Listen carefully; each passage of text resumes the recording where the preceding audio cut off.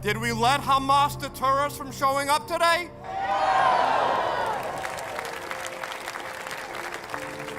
We are here to stand with the state of Israel,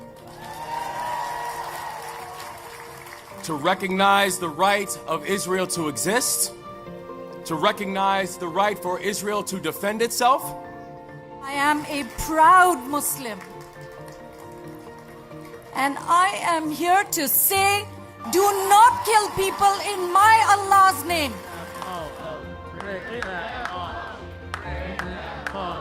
The Qataris have been involved in negotiations, but we really need to make sure they understand the urgency of the moment. As Dr. King would have called it, the fierce urgency of now. This resolution is completely one-sided, treating Israel as the aggressor and Hamas as non-existent. It's as if Israel woke up on October 8th and for no good reason decided to invade Gaza. Loud voices in our region have been calling for you to take up a ceasefire resolution. Many of those voices simply don't want Israel to exist. Giving heed to those voices now and considering a ceasefire resolution will do nothing to advance peace. JCRC really helped us refine our message that we really wanted to focus. We wanted the union to focus on students, to focus on student outcomes, student success, to focus on teachers, materials, the things that unions should be focusing on. JCRC was working kind of on the outside to galvanize the community and to bring the community together to protest. Social media is rife with messaging and images accusing Israel of manufacturing the reports of mass sexual violence, denying the truth of these victims, many, if not most of whom, cannot speak for themselves. And it is left to us as Jewish women, as Jews, as human beings, to raise our voices on their behalf. After October 7th, a lot of Jews felt like they were being forced to choose between their Jewish identity and their support for abortion access. So I created the Red Tent Fund. I hadn't even spoken to the JCRC when they put out a statement condemning the anti-Semitism that I experienced at the DC Abortion Fund. It just made me feel like there are other people here who have my back in this fight and who are going to stand up and take a stand against anti-Semitism in these spaces.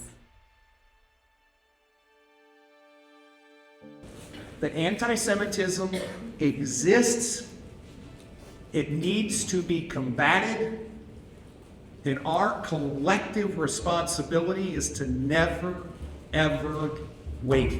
He came after me, he chased me, I told him to get away from me, he punched me in my face, knocked off my kippah onto the floor. The fact that a rabbi has to worry about his safety taking a Lyft or an Uber is a sad commentary on where we are today. There's never any excuse for any kind of hateful language anywhere, but to have such graphic language at an elementary school and in front of a farmer's market, which attracts scores of families every Sunday morning here, was beyond the pale. Jewish APS students are confronted with a daily choice: either hide their Jewish identity or be harassed both in person and or in social media. They don't feel educators at their school understand anti-Semitism, or worse, they recognize the problem but won't address it. And if we don't stand up for our students, nobody else will. And that's why it's so vital to have JCRC partnering with the parents in this area. It takes experience, it takes knowledge, and it takes credibility, and that's what JCRC brings to the fight. JCRC brought important perspective in terms of what was going on at other schools and other school districts as well. They helped to bring us together to share our concerns, to share our knowledge, to share our ideas of what we could do. I know we're going to need to be vigilant, and I know that JCRC is going to be right there watchfully waiting with us, hoping that things go well, but being ready to be noisy again should the need arise. Montgomery County offering nearly $1 million in security funding to help protect nonprofits at risk of hate crimes. That includes $100,000 or more they hope to give out immediately. We can't wait 1 month, 2 months, 3 months. We need to get these security in place now.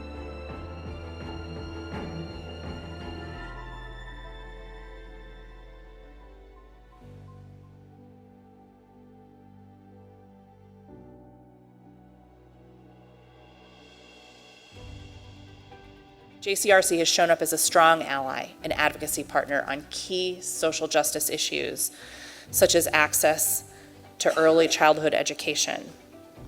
Ensuring that the Council and the public understand that Jewish issues are also universal issues, and that the DC Jewish community wants to put some skin in the game on budget decisions and policy priorities, that has been a game changer.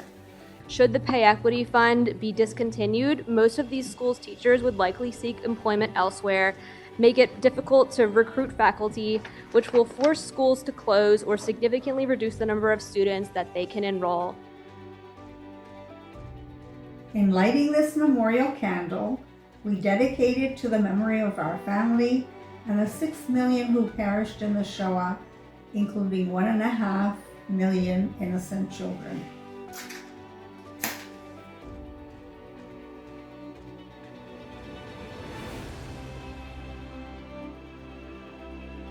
The Magid program allows me to talk to communities that I would never be able to get to by myself.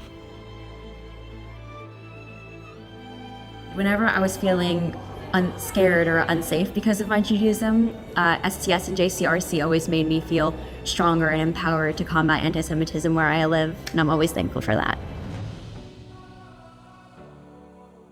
The level of work and energy and time and sacrifice that every single person at JCRC put out this year, and really everything that they did is, I would suggest, hard to imagine and impossible to overestimate. It is people who put in the time and the care and the thinking to organize rallies, to meet with principals, to educate students, to lobby across all these different organizations, to expand into the district, and really do more and more.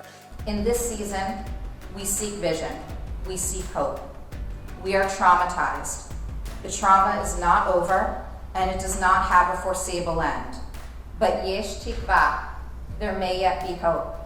Hope for our communities, that we will grow through our challenges and differences and remain in necessary, compassionate conversation. And we remember that above all, we must continue to move forward. May we move forward in peace, with hope, together.